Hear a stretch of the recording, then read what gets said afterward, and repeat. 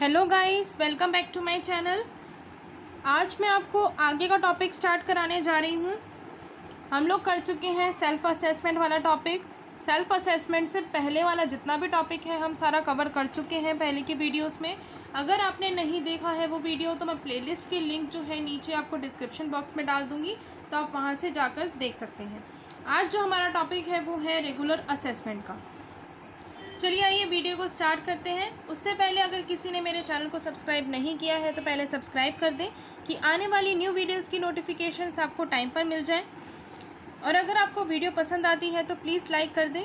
चलिए आइए स्टार्ट करते हैं हमारा रेगुलर असेसमेंट का टॉपिक। इससे पहले जो हमने सेल्फ़ असेसमेंट का टॉपिक किया था उसमें क्या था कि सेल्फ़ असेसमेंट का मतलब है कि जो असेसी है वो अपने हिसाब से, यानी कि जो भी उसकी टोटल इनकम बनेगी उस टोटल इनकम पर जो भी एज़ पर द रेट्स हैं उस रेट्स के अकॉर्डिंग टैक्स को निकालेगा। ठीक है, टैक्स को कंप्यूट करेगा और किसी तरह का अगर उसका इंटरेस्ट बनता है, किसी तरह की उसकी फ़ी बनती है तो वो उसको भी उसके साथ निकालेगा। ठीक है, यानी पूरा का पूरा जो असेसमेंट है वो असेसी खुद से करेगा, तो हम उसको बोलते हैं सेल्फ असेसमेंट। अब हमारा नेक्स्ट जो है वो है रेगुलर असेसमेंट। रेगुलर असेसमेंट का मतलब होता है असेसमेंट आपका हो रहा है on the basis of evidence, evidence के बेसिस पर under the section 143 sub section 3 और best judgement under section 144। Regular assessment का मतलब है कि जो असेसमेंट आपका एविडेंस के बेसिस पर हो रहा है, यानी कोई आपके डॉक्यूमेंट्स हैं, आपका प्रूफ है जो कि असेसिंग ऑफिसर ने डिमांड किया है थ्रू अ नोटिस, या फिर बेस्ट जजमेंट के अकॉर्डिंग कोई भी असेसमेंट आपका हो रहा है तो उसको हम कहेंगे रेगुलर असेसमेंट। अब assessment on the basis of evidence और स्क्रूनिटी असेसमेंट। अब एविडेंस के बेसिस पर असेसमेंट कैसे होगा? टाइम लिमिट देखो, time limit to issue notice for scrutiny assessment.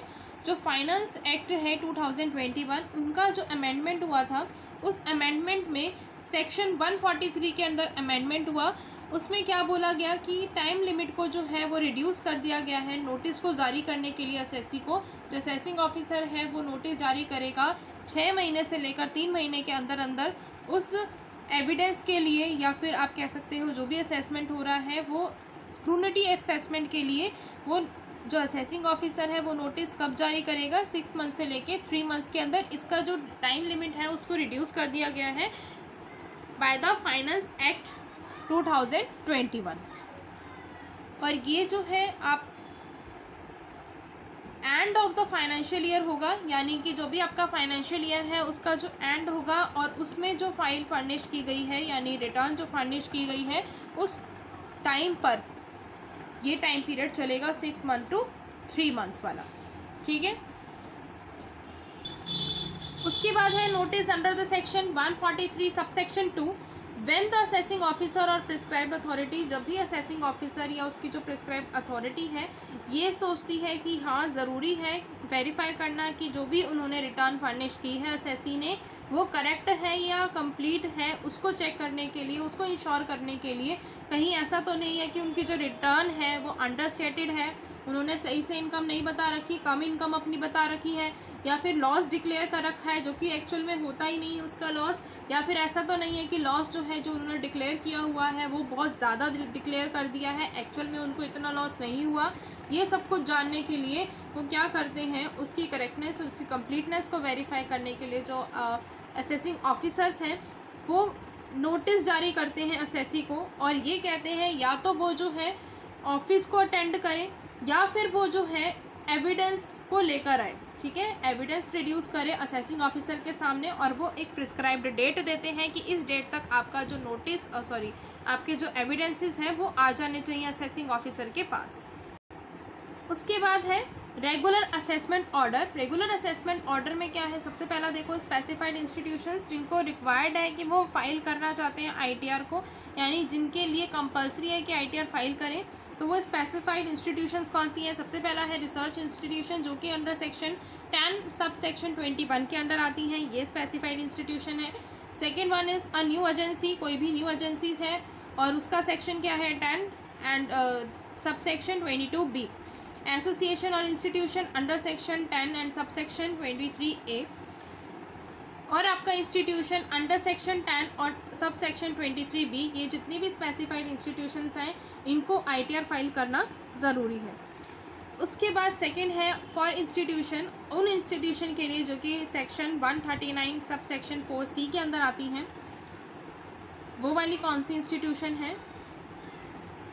For specific institution required to furnish the return of income under the section 139 4C, the assessing officer shall take into the account the exemption allowable under section 10 while passing the order unless, अब यहाँ पे क्या बोला गया है कि जो assessing officer है वो इनको जितनी भी इंस्टीट्यूशन है उनके जो भी अकाउंट्स हैं उनको अपनी तरफ लेगा, यानी ये जो इंस्टीट्यूशन है वो अपने साथ इसलिए लेगा, और अगर उनको किसी भी तरह की एग्जम्पशन अलाउड है तो वो उन एग्जम्पशंस को भी लेगा और उसकी इंफॉर्मेशन को भी लेगा। जब भी वो ऑर्डर पास करेगा तो वो ये चेक करेगा कि जिन जिनको एग्जम्पशन वो अलाउड कर रहा है, कहीं ऐसा तो नहीं है कि वो जो उन्होंने जो जिनको एग्जम्पशन अलाउड की गई है उन्होंने किसी तरह का कॉन्ट्रावेंशन किया है, कोई कंडीशन को फॉलो नहीं किया। अगर ऐसा कुछ है तो उसको किसी भी तरह की एग्जम्पशन नहीं मिलेगी उन इंस्टीट्यूशंस को। तो पहला है तब तक वो ऑर्डर पास नहीं करेगा unless he has intimated the contravention of conditions, यानी ऐसा तो नहीं है कि उन्होंने 1021 सेक्शन के अंदर 22 सेक्शन B के अंदर इसमें किसी भी तरह का कॉन्ट्रावेंशन किया हो जो कि आपको सेंट्रल गवर्नमेंट और प्रिस्क्राइब अथॉरिटी ने बता रखा हो कि इन कंडीशंस को आपने तोड़ना नहीं है, और इन कंडीशंस को किसी ने भी तोड़ा हो तो वो उसके लिए ऑर्डर पास नहीं करेगा, उसको किसी भी तरह की एग्जम्पशन अलाउड नहीं होगी, और या फिर जो एग्जम्पशन उसको अलाउड होनी चाहिए थी वो एग्जम्पशन ऑलरेडी वो ले चुका है यानी विड्रॉ कर चुका है, तो उसको अगेन वो एग्जम्पशन अलाउ नहीं करेगा असेसिंग ऑफिसर। फिर उसके बाद है violation of conditions where the assessing officer is satisfied the institution referred under the section 10 sub section 23C 4th 5th 6th A or any trust institution under section 11 has committed any specific violation under section 10, 20C or 23C or 12AB, he shall।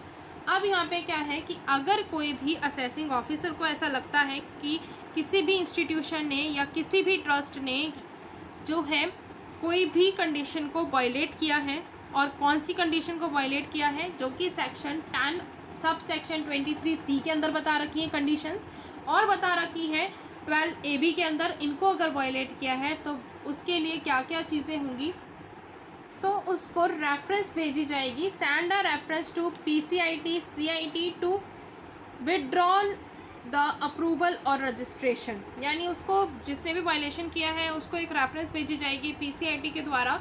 PCIT का मतलब है principal chief commissioner जो होते हैं उनके द्वारा reference भेजी जाएगी, और उनको कहा जाएगा कि अपना जो भी अप्रूवल है और जो भी रजिस्ट्रेशन है उसको विड्रॉल कराया जाए।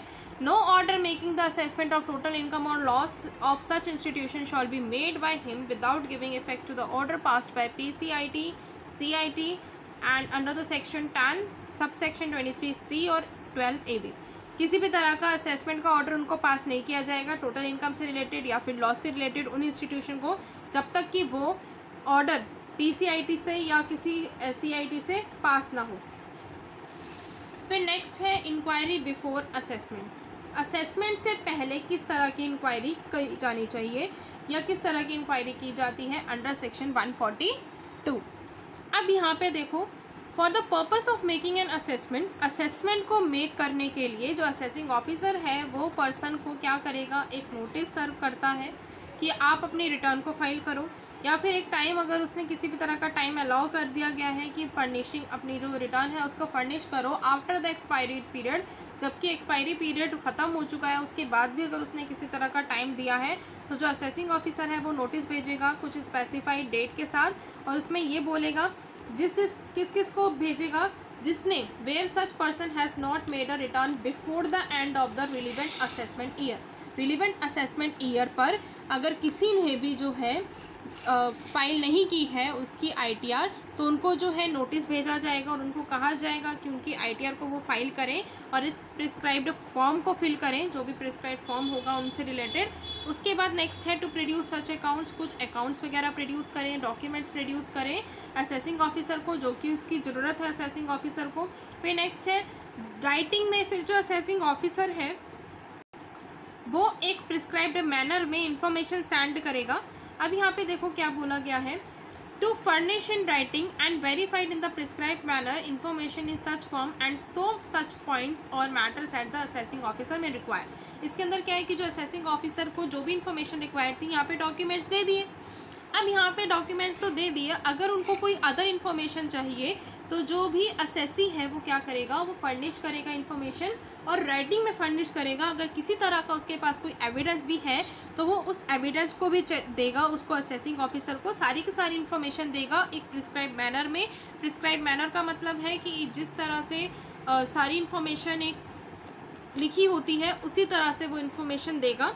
उसके बाद यहाँ पे नोट देखो, असेसिंग ऑफिसर जो है किसी भी पर्सन को बुला सकता है स्टेटमेंट के लिए। अगर उसको किसी तरह की जो स्टेटमेंट है चाहिए एसिड और लाइबिलिटी से रिलेटेड, तो वो किसी भी पर्सन को, किसी भी असेसी को बुला सकता है, बट वो तभी बुला सकता है जब अगर उसको जॉइंट कमिश्नर से अप्रूवल मिल जाए। तो वो बुलाने से पहले जॉइंट कमिश्नर से क्या लेगा, अप्रूवल लेगा, और अप्रूवल लेने के बाद वो किसी भी पर्सन को स्टेटमेंट के लिए बुला सकता है। उसके बाद है असेसमेंट आफ्टर एविडेंस। असेसमेंट कब हो रहा है, एविडेंस के बाद। जहाँ पर नोटिस इशू किया गया था असेसी को, तो वो असेसिंग ऑफिसर जो है एक ऑर्डर पास करेगा उस एविडेंस को सुनने के बाद, यानी जो भी एविडेंस असेसी ने दिए हैं उनको देखने के बाद, उनको सुनने के बाद वो एक ऑर्डर पास करेगा। और ऑर्डर पास करने से पहले अगर उसको किसी भी तरह की और इन्फॉर्मेशन चाहिए होगी तो वो और इन्फॉर्मेशन मंगाएगा। जैसे कि मान लो क्या किया गया, सबसे पहले तो जो असेसिंग ऑफिसर है उसने असेसी को ऑर्डर भेजा, उसने कहा कि मुझे ये डॉक्यूमेंट्स की रिक्वायरमेंट है, आप मुझे ये डॉक्यूमेंट्स दे दो। तो असेसिंग ऑफिसर ने उसी जो उसको नोटिस आया था उस नोटिस के रिस्पांस में वो सारे एविडेंस, वो सारे डॉक्यूमेंट्स असेसिंग ऑफिसर को सबमिट करा दिए। फिर जो वो असेसिंग ऑफिसर है उसको सबमिट लेने के बाद, यानी जितनी भी उसकी इन्फॉर्मेशन है उसको गैदर करने के बाद, उसको ध्यान से देखने के बाद, अगर उसको लगता है कि हाँ ये सेटिस्फाई है सारी चीज़ें, तो वो क्या करेगा, दोबारा से एक ऑर्डर पास करेगा असेसिंग ऑफिसर।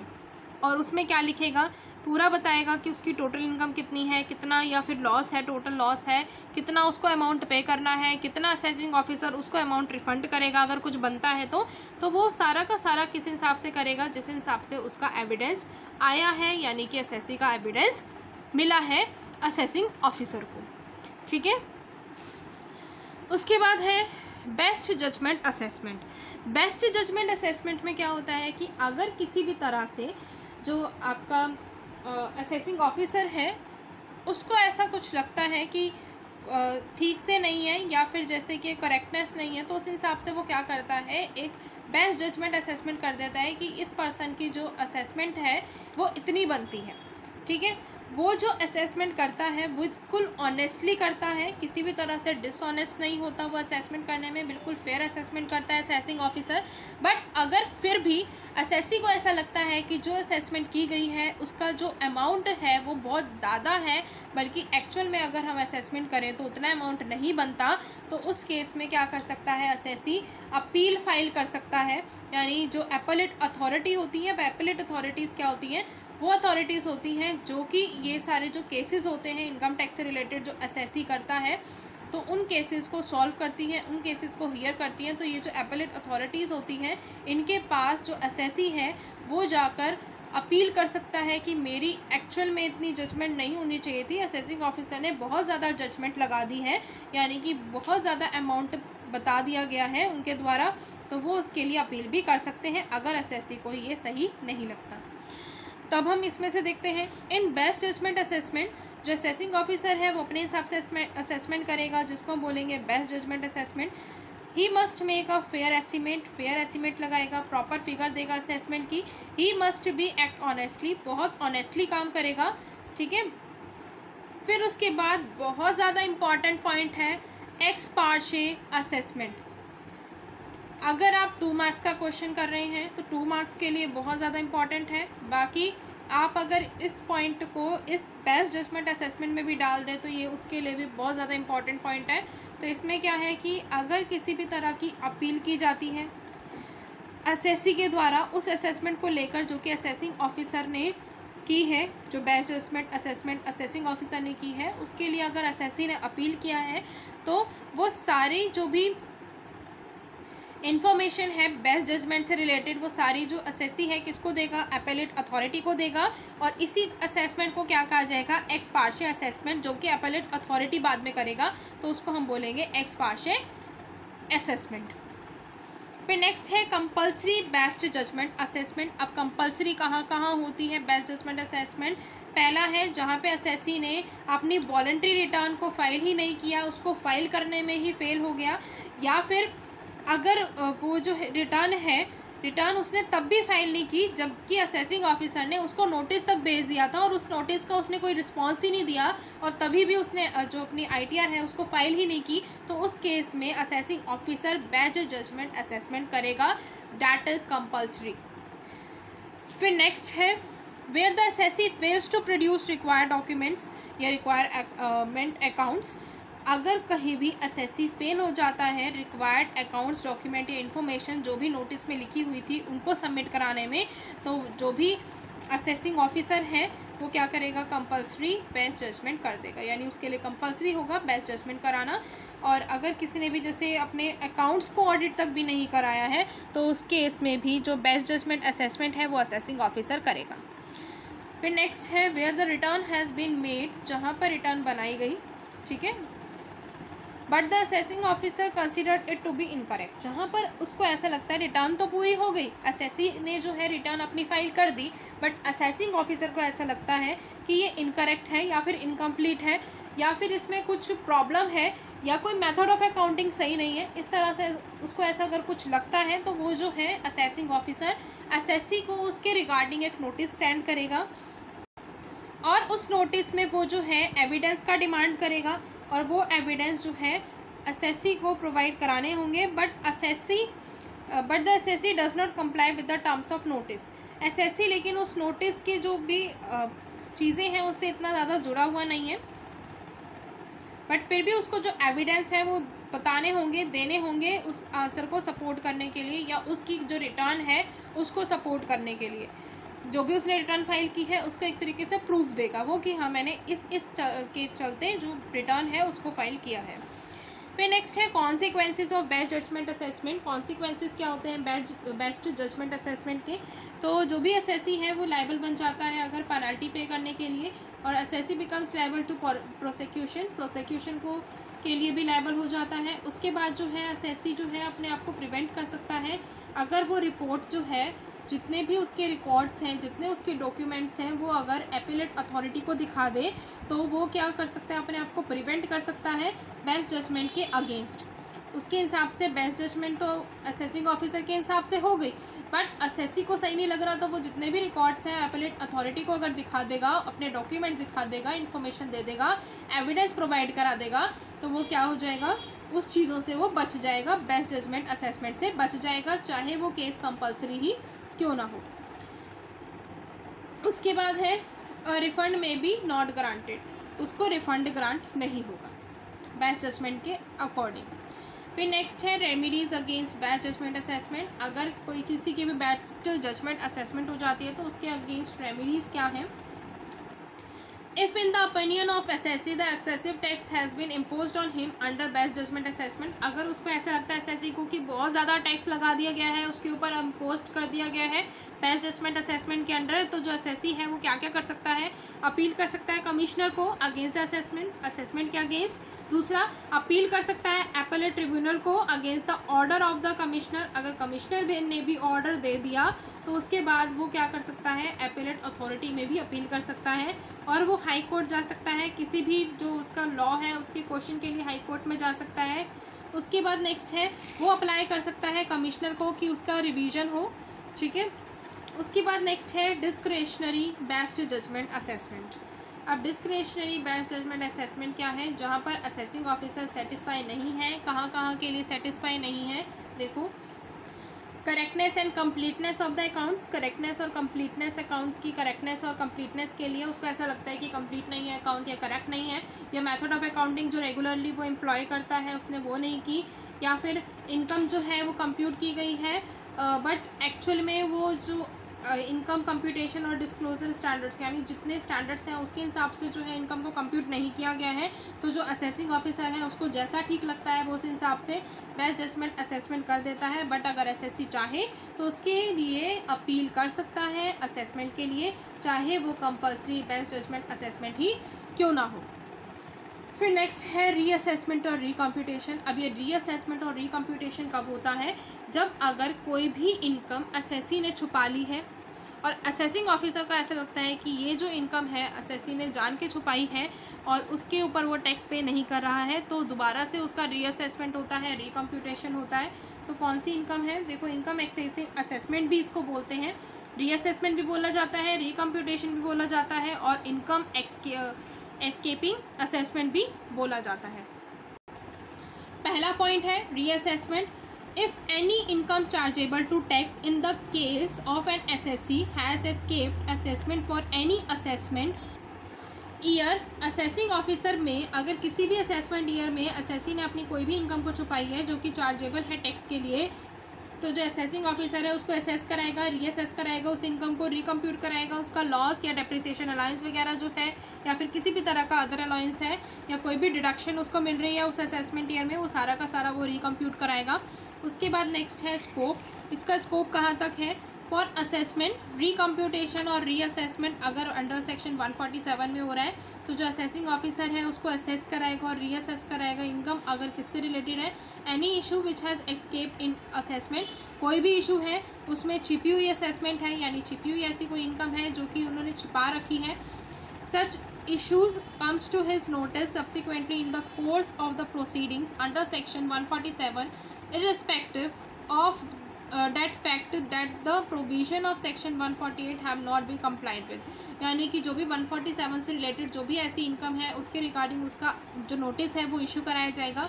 बट ये ध्यान रखना है कि इसका जो सेक्शन 148A है उसके जो प्रोविजंस है उसके साथ ये किसी भी तरह से नहीं जुड़ा हुआ है। 147 सेक्शन के अंदर ही जो प्रोसीडिंग्स हुई हैं उसके रिगार्डिंग ही नोटिस इशू किया जाएगा, नोटिस जारी किया जाएगा फॉर द रीअसेसमेंट, रिकम्प्यूटेशन और जो भी इनकम उन्होंने एस्केप की है उसके रिगार्डिंग जो भी असेसमेंट होगी। सो आज हम करेंगे यहीं तक का ही टॉपिक, नेक्स्ट वीडियो में हम करेंगे नेक्स्ट टॉपिक। सो मिलते हैं नेक्स्ट वीडियो में, बाय बाय।